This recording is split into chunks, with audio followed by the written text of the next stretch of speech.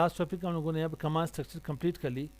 अब हम लोग यहाँ पे बेसिक डिवाइस कॉन्फ़िगरेशन, ये बात सुनते जाएं कि हम लोग इस वक्त सेकेंड चैप्टर के ऊपर, फर्स्ट मॉड्यूल है, सेकेंड चैप्टर के ऊपर काम कर रहे हैं। उसमें जो हमारे पास सब चैप्टर है आपके पास बेसिक डिवाइस कॉन्फ़िगरेशन आ गई। तो स्टेप बाय स्टेप चलते हैं। बेसिक डिवाइस कॉन्फ़िगरेशन, फर्स्ट है device name. Device name by default अगर आप किसी स्विच को एक्सेस करते हो, किसी राउटर को एक्सेस करते हो, ठीक है, तो फैक्ट्री से उसी डिवाइस का नाम ही लिखा होगा। स्विच होगा तो स्विच आएगा, राउटर होगा तो राउटर आएगा, फायरवॉल होगा बोले तो ए से फायरवॉल के पास तो ए से आएगी। आप इसको चेंज भी कर सकते हो, आप इसे चेंज कर सकते हो। तो होस्ट नेम कहाँ पे चेंज होती है, यूजर एग्जिट मोड या प्रिविलेज मोड में? कहाँ पे चेंज होती है, यूजर एग्जिट मोड या प्रिविलेज मोड? झूठ बोल रहे हैं, ग्लोबल कम्युनिकेशन मोड भी चेंज होगी। कहाँ पे? ग्लोबल कम्युनिकेशन मोड में। अस्तगफुर पढ़ ले, ठीक है मेरे भाई, न पढ़ने के ये मसले होते हैं। डिवाइस नेम्स टॉपिक है basic device configuration. Device names, you have learned great deal about the Cisco OS, navigating the iOS and command structure. Now you are ready to configure devices. आप लोगों ने कमांड स्ट्रक्चर के बारे में पढ़ ली, command है क्या, कहाँ कहाँ पे यूज होती है, कौन कौन से कमांड कहाँ पे लोग चेक कर सकते हैं, देख सकते हैं, और मेन कॉन्फ़िगरेशन कहाँ पे होती है।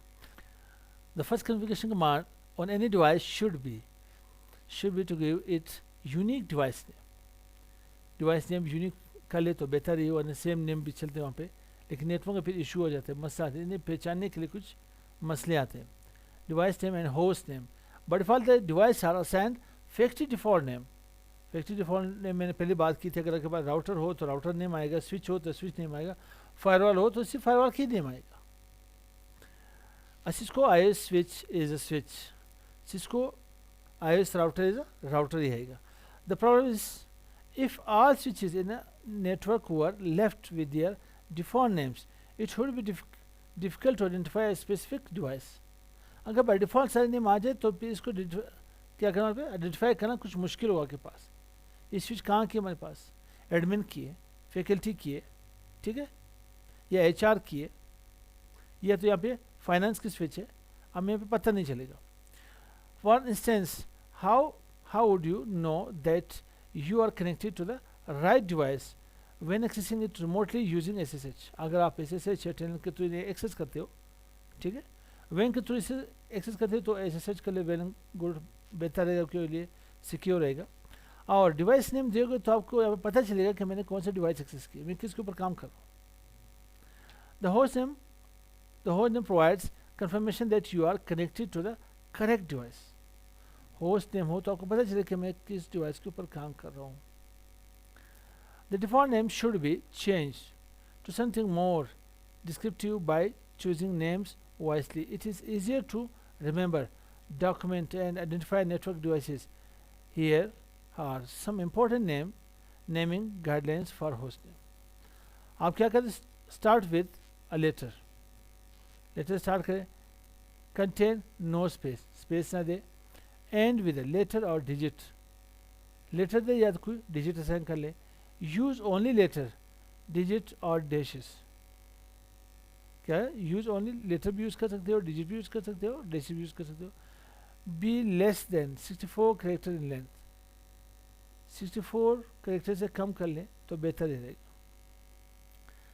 N organisation must choose naming convention that makes it easy and क्या है intuitive to identify a specific device. The host name used in the device iOS preserve capitalization and lower case characters. कोशिश करें जैसे यहाँ पे name the गई है, switch है तो ये फ्लोर 3 की है, यहाँ पे एस कैपिटल आ रहा है शुरू में, फिर डैश आ रहा है, फिर फ्लो में सेफ या फिर कैपिटल आ रहा है, फिर डैश आ रहा है, फिर 3 मतलब नंबर भी असाइन की गई है, डिजिट जिसे हम लोग कहते हैं, डैशेस भी आ रहे और करेक्टर्स या लेटर्स भी आ रहे आपके पास। For example the figure show that 3 switches spanning 3 different floors are interconnected together in a network. 3 switches है, 3 फ्लोर है, first floor, second floor, third floor, सबको नेम दिया गया है। अगर आप एक्सेस करना चाहते हैं आप सेकंड फ्लोर का, अगर सबके नाम सेम रहेंगे, स्विच रहेंगे, स्विच या 1 2 3 रहेंगे, तो फिर इसको आइडेंटिफाई नहीं कर सकेंगे हम लोग। अभी इन्हें यहाँ पे आइडेंटिफाई करने के लिए ईजी रहेगा आपके पास। यही फिगर आप लोग खुद ही बना सकते हो, पैकेट ट्रेसर के ऊपर काम कर सकते हो, कर सकते हो नहीं, कर लेते हैं अभी, कोई इशू नहीं हमारे लिए, ठीक। फिर क्या दें हमें, the naming convention that is use incorporate that location and purpose of each device. Network documentation should explain how these names were chosen so additional devices can be named accordingly. कुछ और डिवाइसेस रखोगे तो उनका name आप दोगे। इसे कैसे बनाएंगे इसको अभी चेक करते हैं। When a network devices are named, they are easy to identify for configuration purpose. आपको क्या करना पड़ेगा, सिर्फ यहाँ पे ग्लोबल कम्युनिकेशन में आना पड़ेगा, होस्ट नेम लिखना पड़ेगा, देन उसके नेम आप लोग असाइन कर सकते हो। तो मैं पैकेट ट्रेसर ओपन कर लेता हूँ, छोटी एक्टिविटीज़ की देख लेते हैं। यहाँ पे 3 स्विचेस लेयर 2 की उठा लेते हैं और एक पीसी के साथ अटैच कर लेते हैं। अब वही कुर्सी में नहीं दे सकता, ना वही कुर्सी मेरे पास है, ना मैडम है कि मैं मैडम को बिठाऊँ। यहाँ पे आते हैं, यहाँ पे स्विच के पास 3 स्विचेस यहाँ से पिक कर लेते हैं, साथ यहाँ पे एक पीसी रख लेते हैं। केवल कौन से हमारे पास 0/1 रख लेते हैं, 0/2 कर ले, कोई मसला नहीं।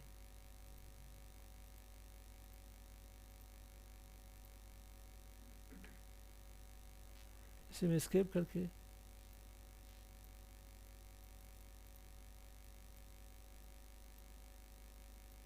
अब इनको नियम असाइन करने के यहाँ पे मैं वैसे लिख सकता हूँ। क्या मेरे पास स्विच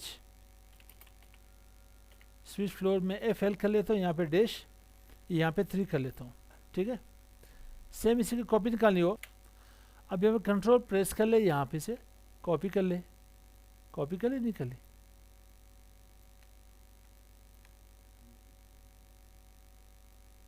खैर कोई और बना ले, लाजमी नहीं से। यहाँ पे स्विच कर ले और FL डैश 2 कर ले। अब यहाँ पे स्विच डैश FL डैश 1, ये आपके पास 3 नेम तो मैंने दे दिए, लेकिन इसकी कॉन्फ़िगरेशन तो नहीं की है, ये जस्ट लेबलिंग दी मैंने यहाँ पे। तो इसे कॉन्फ़िगर करने के लिए आपके पास स्विच में डायरेक्टली आना पड़ेगा।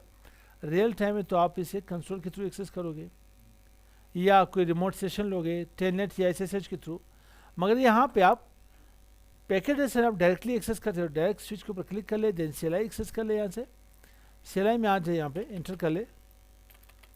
ये एक यूज़र एग्जिट मोड के पास इनेबल करोगे तो प्रिविलेज मोड के ऊपर आ जाओगे, कॉन्फ़िगर टर्मिनल लिखोगे तो ग्लोबल कम्युनिकेशन मोड के ऊपर आ जाओगे।